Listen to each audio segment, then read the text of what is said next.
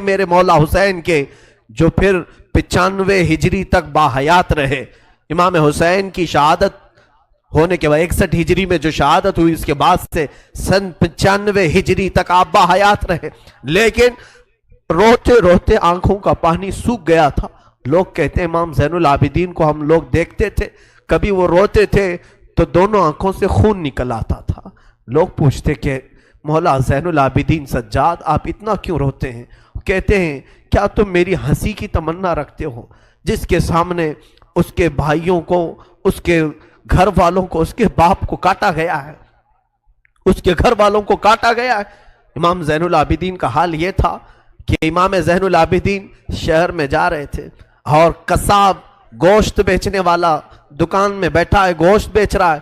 جیسے ہی وہ قریب آنے لگے اس نے جلدی سے گوشت کے اوپر چادر ڈال دی، گوشت چھپا دیا. لوگ جو گوشت خریدنے والے کھڑے تھے انہوں نے پوچھا کہ بندے تو کیوں گوشت چھپا رہا ہے؟ کہا زین العابدین آ رہے ہیں، وہ ابھی یہاں کھڑے ہوں گے اور گوشت دیکھ کر کے رونا شروع کر دیتے ہیں، گوشت دیکھ کر کے رونا شروع کرتے. کہا ایسا کیوں کرتے ہیں؟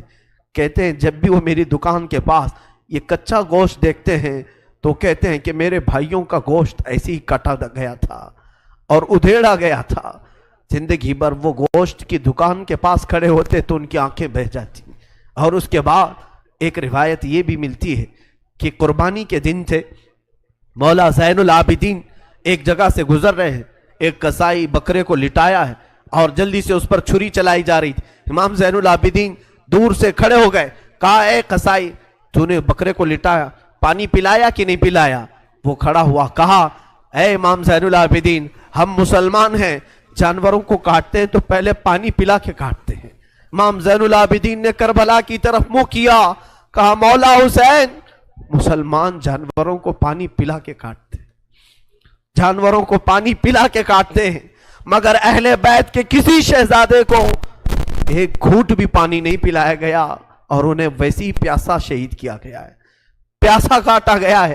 امام زین العابدین کی پوری زندگی ایک ایک چیز کو دیکھتے تو رونے لگ جاتے تھے کہ کربلا میں یہ چیز نہیں تھی، یہ چیز نہیں تھی. ایک وقت ایسا بھی آیا، کوفہ کا گورنر ابن زیاد، یہ اب اس کے برے دن شروع ہو چکے تھے. میں پھر دوسری تقریر میں عرض کروں گا، ظہر کی اذان انشاءاللہ تقریر کے بعد ہوگی. آج سارا مجمع یہاں پر ہے اور انشاءاللہ بغیر نماز پڑھے ہم تو یہاں سے جائیں گے نہیں. اور اذان لوگوں کو جمع کرنے کے لیے ہوتی ہے، جو آلریڈی جمع ہیں پھر انہیں کیا جمع کیا جائے. اذان تو ہم دیں گے انشاءاللہ، صبر کریں. یہ وقت شہادت کا ہے، یہ وقت کربلا کی یاد کا ہے. مولا حسین کے یہ شہزادے امام زین العابدین رضی اللہ تعالیٰ، زندگی بھر آپ کے حالات یہ تھے کہ کبھی کچا گوشت دیکھیں تو رو پڑے، کسی جانور کو ذبح ہوتے دیکھیں تو رو پڑے. ایک بار امیر کوفہ ابن زیاد، اب امیر مختار نام کا ایک شخص جو بدلہ لینے کے لیے بعد میں اٹھ کھڑا ہوا. بعد میں کوفہ میں ایک ایسا شخص ظاہر ہوا جس کا نام مختار ثقفی تھا.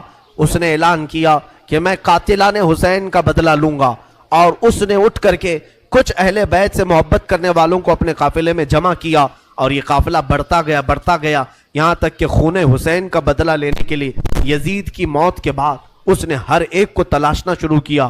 شمر کو ڈھونڈا، اس کو قتل کیا، اور اس کے بعد عمر بن سعد کو ڈھونڈا، اسے قتل کیا. عبید اللہ بن زیاد جو کوفہ کا حاکم تھا، جو جڑ تھا اس فساد کا، اسے ڈھونڈا. اور اس کے بعد 22,000 کا جو لشکر تھا اس میں سے کسی ایک کو بھی اس نے زندہ نہیں چھوڑا، ایک کو بھی نہیں.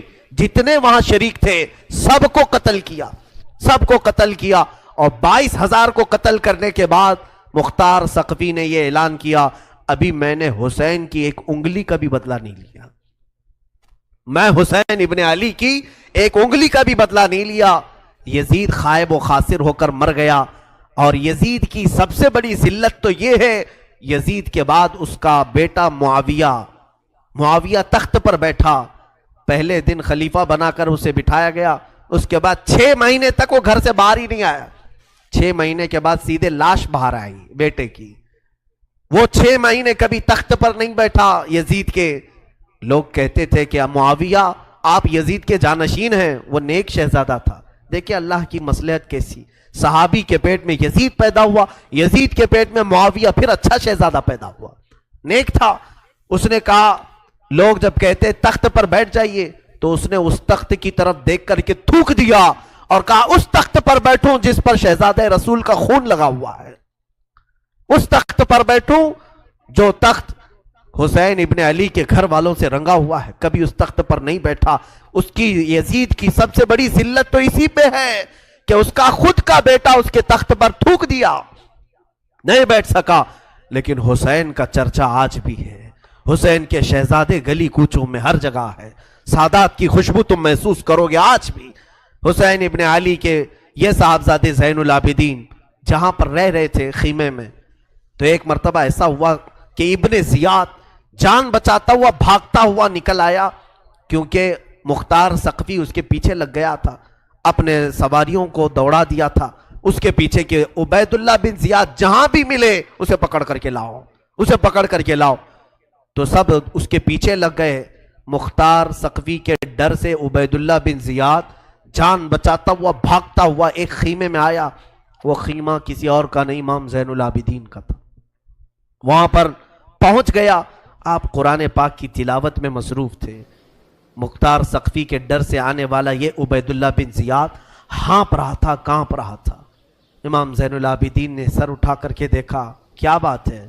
کہا پیاس کی شدت ہے, اگر تمہارے پاس پانی ہو تو پلاؤ. امام زین العابدین نے فوراً کھٹوری بھری اور پانی دیا. اس نے پانی پیا اور پھر کہا اور پانی ملے گا. انہوں نے اور ایک کھٹوری بھری اور پھر پانی پلایا. اس نے پیا, 3 کھٹوریاں پانی پیا. عبید اللہ بن زیاد یہ سوچنے لگا شاید امام زین العابدین نے مجھے پہچانا نہیں ہوگا. اس نے کہا آپ مجھے نہیں پہچانے ہوں گے شاید. آپ نے چہرہ اٹھایا تو آنکھوں میں خون تھا, آنکھوں میں خون تھا. کہا اے ظالم, تجھے نہیں پہچانوں گا؟ تیری وجہ سے میرا پورا گھرانہ لٹ گیا, میرا پورا خاندان تو نے تباہ کیا, بھوکا اور پیاسا کربلا میں تڑپایا, تجھے نہیں پہچانوں گا؟ تو عبید اللہ بن زیاد بدبخت نہیں ہے؟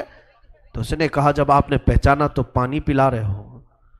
امام زین العابدین نے کہا جو تو نے ہمارے ساتھ سلوک کیا وہ تیری فطرت تھی, اور ہم نے جو سلوک کیا ہے یہ اہل بیت کی فطرت ہے, یہ اہل بیت کی شان ہے. ظالموں کے ساتھ بھی پانی پلانے کا سلوک. اسی لیے میرے عزیزو, آج اگر ہمیں کچھ آس ہے, امید ہے, تو رسول کے انہی شہزادوں سے کہ ہماری برائیاں 1000 ہوں گی, لیکن مجھے امید ہے کہ ان حسین ابن علی کے شہزادوں سے اگر قیامت کے دن ایک بار ہم کہہ دیں گے پانی, تو امید ہے کہ یہ اپنے نانا کے حوض کوثر سے ہمیں پانی ضرور پلائیں گے. تذکرہ کرو حسین کا, تذکرہ کرو اہل بیت کا اور علی کے شہزادوں کا. یقیناً حوض کوثر پر انہی کا قبضہ ہے. میرے آقا صلی اللہ تعالیٰ علیہ وسلم اپنے ہاتھ سے جسے چاہیں گے پانی پلائیں گے. ان کے گھر والوں کو ستا کر کے تم پانی قیامت کے دن کس منہ ہوگے, پیاس بجھاؤ گے. امام زین العابدین نے اس وقت بھی پانی پلایا. میرے عزیزوں, اس کے بعد ایسا نہیں کہ اسلام ختم ہو گیا, امیہ کی خلافت چلتی رہی. یزید کے بعد اس کا بیٹا معاویہ, معاویہ کے انتقال کے بعد پھر مروان حاکم بنا, مروان کی حکومت چلی. پھر اس کے بیٹے آئے تقریباً 90 ہجری تک, اور اس کے بعد 105 ہجری تک اسی امیہ خاندان نے خلافت کی باغڈور سنبھالی. اس کے بعد عباسی خلافت کا دور شروع ہوا. جو بنو عباس کہلائے وہ اہل بیت سے محبت کرنے والے تھے. اتنے زمانے تک بھی اہل بیت کے ساتھ برا سلوک ہوتا رہا. امیہ کے پورے جتنے خلفاء آئے انہوں نے اہل بیت کے ساتھ کوئی اچھا سلوک نہیں کیا. امام باقر کے ساتھ, امام جعفر صادق کے ساتھ, امام موسیٰ کاظم کو 12 سال تک قید میں رکھا گیا تھا, ان کو زہر پلایا گیا تھا, کوڑے مارے گئے تھے. یہ اماموں کے ساتھ برا سلوک تقریباً 100 سال تک چلتا رہا. اور ایسا نہیں, رسول کا گھرانہ آج بھی لٹانے پر قربان ہے.